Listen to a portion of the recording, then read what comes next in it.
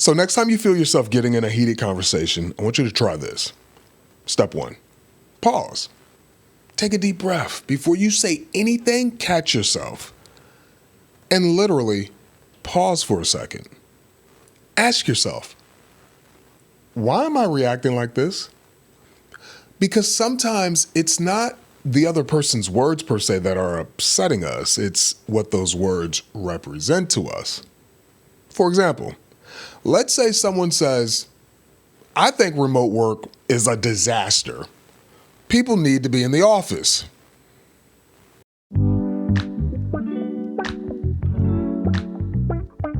Welcome back to the Cosmic Ballet. I'm your host, Fish, and today we're talking about something that, if mastered, can change the way you connect with people, navigate tough conversations, and even open doors to opportunities you never saw. It's what I like to call the bipartisan mindset. Now, before you brace yourself for a political debate, I want you to relax. This isn't about left or right, red or blue, or which team you're rooting for. This is about something much bigger. People. How we work together, how we don't work together, and why sometimes the best ideals, the biggest breakthroughs, they happen when opposing sides actually come together and challenge each other and create something better than what either could have done alone. And let's be real, right now, we're living in a world where everyone's got an opinion. And that's great, but the problem, no one's listening. We're stuck in these echo chambers, hearing only the voices that match our own.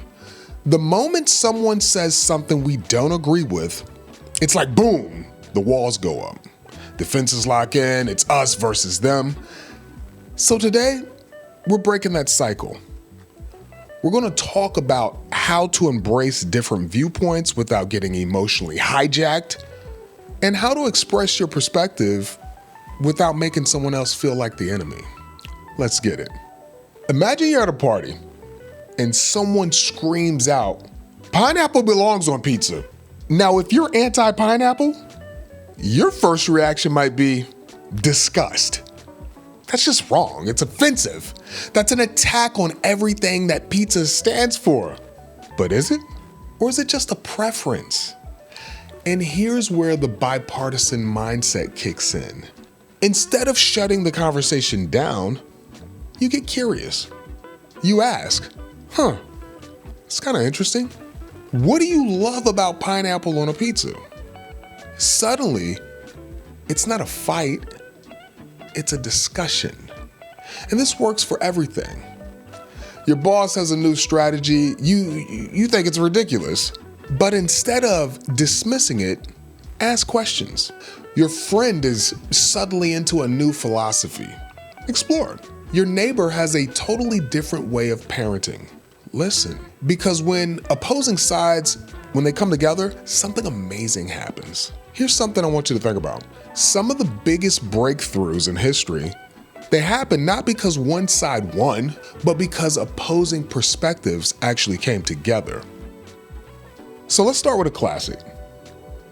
Number 1, Steve Jobs and Steve Wozniak, the visionary and the builder. So take Steve Jobs and Steve Wozniak, two minds, two totally different ways of thinking.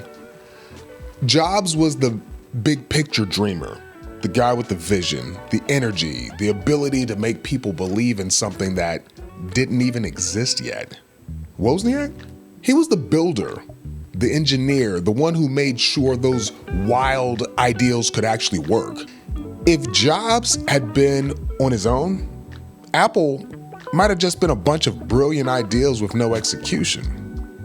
If Wozniak had been alone, he probably would have built a slick computer that no one outside of the engineering world would have ever heard of. But together, they created Apple. They didn't let their differences divide them, they used them to their advantage. And that's the power of collaboration. Number 2, the Wright brothers. You got the dreamer and the analyst.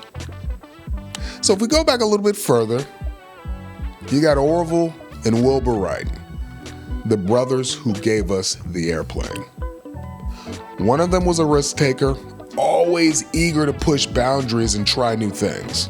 The other was methodical. He was cautious, making sure they weren't just throwing themselves off a cliff with wings strapped onto their backs.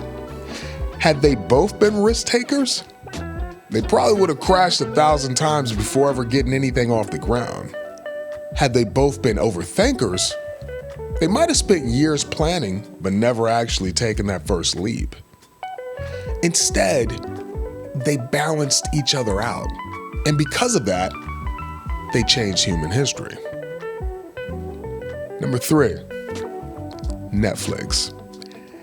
The industry rebel and the market strategist. So if we talk Netflix, back in the late 90s, Netflix was just a DVD rental service. I don't know how many remember that. And it was going head to head with the one and only Blockbuster. But at one point, Netflix's co-founder, Reed Hastings, actually offered to sell the company to Blockbuster for $50 million. Blockbuster laughed him right out of the meeting. But here's where perspective matters. Netflix had 2 core philosophies battling it out internally. One side wanted to stay focused on DVDs, improving logistics and user experience.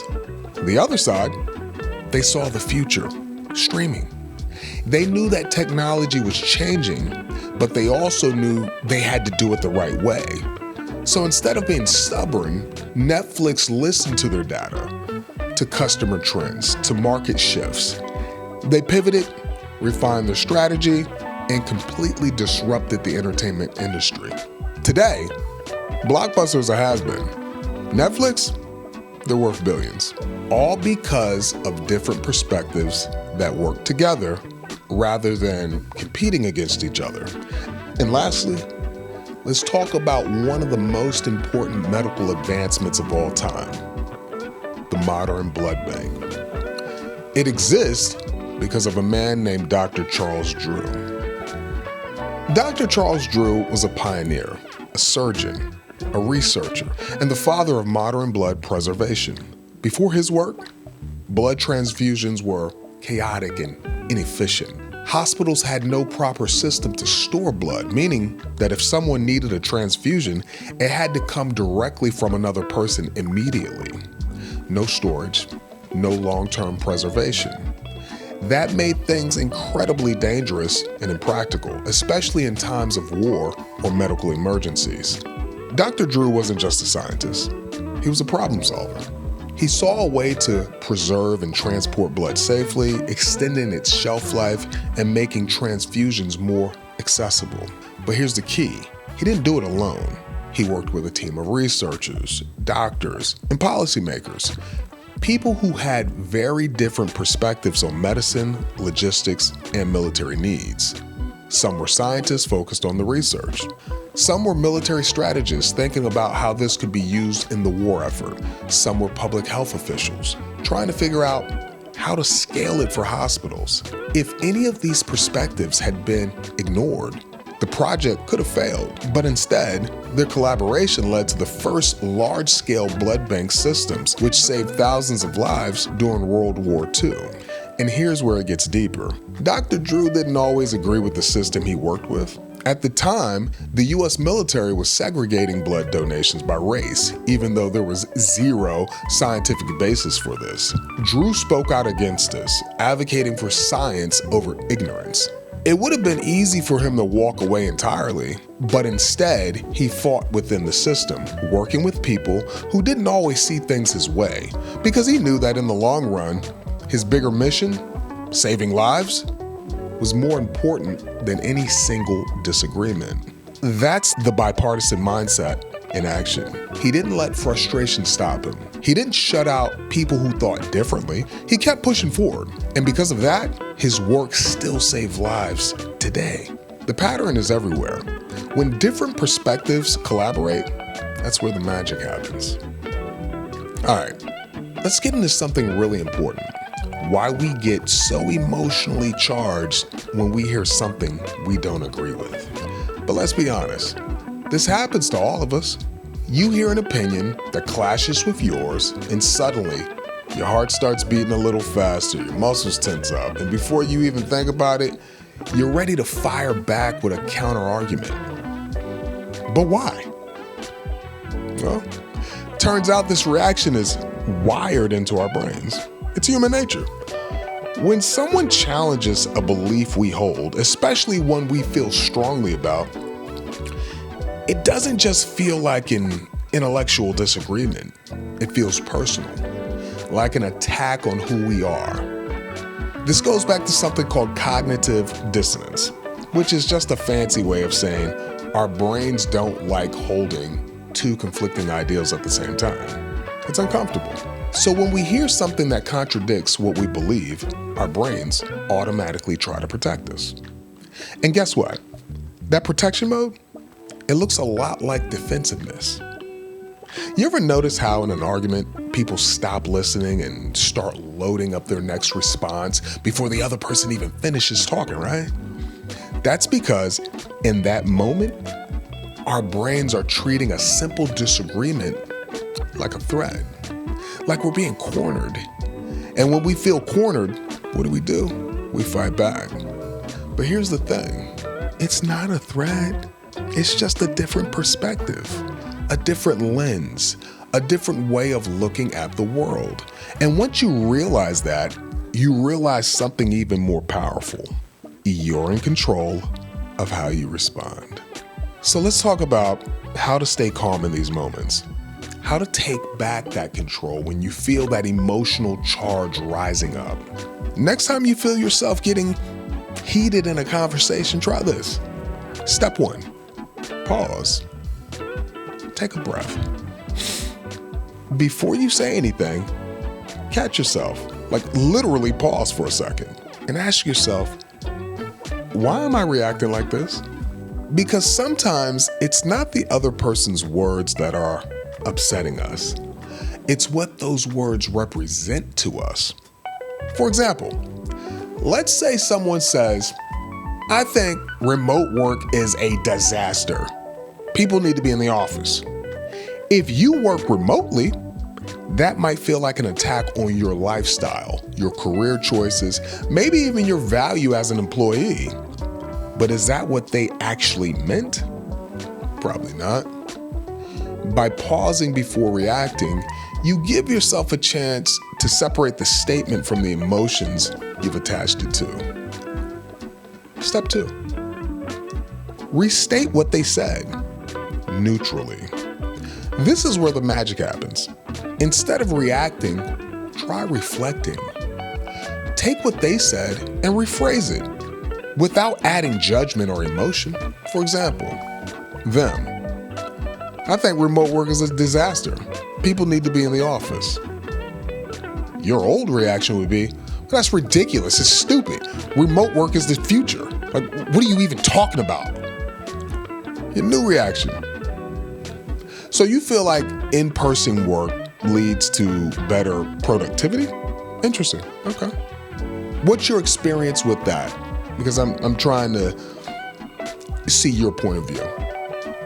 You see what just happened? Instead of a debate, you've just opened up a conversation. By restating their perspective neutrally, a few things happen. Number 1, you show them that you're actually listening, which instantly lowers defenses. Number 2, you give yourself a second to process what they really mean instead of assuming the worst. Number 3, you create space for a real discussion. One that isn't just two people talking at each other, but actually engaging with each other. The bipartisan mindset isn't just about conversations. It applies everywhere in ways you probably don't even realize. So let's break that down. So when you look at sports teams, strategy players, power players, if you ever watch a championship winning team, they don't all play the same way. You've got strategists, the playmakers, the visionaries, the ones who anticipate moves before they happen. And then you got the power players, the ones who execute, who make things happen in real time. So if you think about football, you've got the quarterbacks reading the field, adjusting plays, thinking 3 moves ahead. Then you got linemen holding the line, creating opportunities, making sure the vision can actually be executed. If everyone was just one or the other, the whole system collapses. Basketball, same deal. You've got sharpshooters like Steph Curry sinking shots from way outside. And then you've got big men in the paint fighting for rebounds, getting the second chance point. It's not about one style being better. It's about different styles complementing each other. A team made up entirely of scorers with no defenders, they're going to get smoked. A team full of defenders with no shooters, same story. The ones who win, they're the ones who understand that different skill sets don't compete. They actually complete each other. And it's not just sports. Take business. You got big picture thinkers and detail-oriented executors. You ever been in a room with someone who's just bursting with ideals? They're dreaming up the next big thing, seeing possibilities everywhere. It's exciting, it's inspiring, but here's the catch. Without the executors, those ideals, they stay just that, ideals. That's where the magic of different perspectives comes in. Take Walt and Roy Disney. Walt, he was the creative genius, the dreamer, the guy who could imagine entire worlds before they even existed. But without his brother Roy, Disney, it wouldn't have been what it is today. Roy was the numbers guy, the financial mastermind who made sure the dreams didn't go bankrupt. Walt would dream up Disneyland. Roy would make sure there was actually money to build it. One without the other, the whole thing falls apart. Same with Ben and Jerry's. Ben Cohen was the visionary, passionate about creating unique ice cream flavors. But Jerry Greenfield, he was the methodical one, making sure their operations, their recipes, and production processes were actually sustainable. This balance applies everywhere. You ever worked at a place where everyone had big ideals, but nothing actually got done? Or a place where everything was by the book, but there was no room for creativity? That's what I'm talking about. The best businesses don't just tolerate different perspectives, they need them. Because when you bring big picture thinkers and detail-oriented executors together, that's when companies thrive.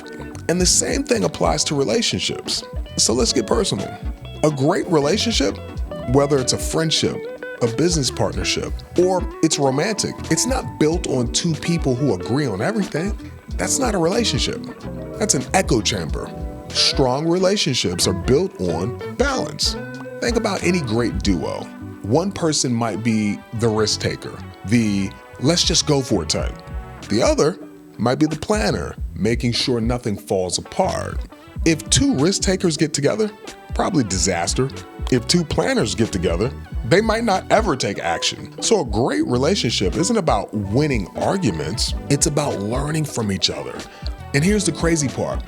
Sometimes the best relationships are the ones where, at first glance, you think, these 2 should not even work together. Opposites, they don't just attract, they make each other better. In conclusion, here's my challenge for you. This week, embrace one different perspective, just one. Not as a test of endurance, not to prove a point, but as a genuine, open invitation to step outside your own mental bubble, just for a moment, because that's where real growth actually happens. Try this. Ask a coworker why they see things a certain way. Not to debate, not to counter, just to understand. Because when you truly listen, you start to see how they got to where they are, and that understanding alone makes you stronger. Listen to a podcast from someone you don't normally agree with. Not to argue in your head, but to observe. What are they really saying? Where do they make good points? Try curiosity instead of conflict. Instead of thinking, how can I prove them wrong? Ask, what can I learn from this? Even if you still disagree in the end, you'll walk away with something you didn't have before. Perspective. Because here's the truth. The best ideas, the strongest solutions, they don't come from one side winning. They come from collaborations, from people who challenge each other, push each other, and in the process, create something neither could have built alone. Think about it. Every major breakthrough in history happened because someone was willing to see things differently. The world isn't driven forward by echo chambers. It's driven forward by those bold enough to step outside of them. So let's break the cycle. Let's step outside of the algorithm-fed, like-minded loop that keeps all of us locked into our own perspectives. Let's stop looking at differences as obstacles and start seeing them as opportunities, because that's what they really are. Because differences, they aren't walls, they're doors. And on the other side of that door, a bigger, richer, more connected world. I'm Fish, and this is the Cosmic Ballet. Until next time, stay grounded, stay humble, and most importantly, stay you.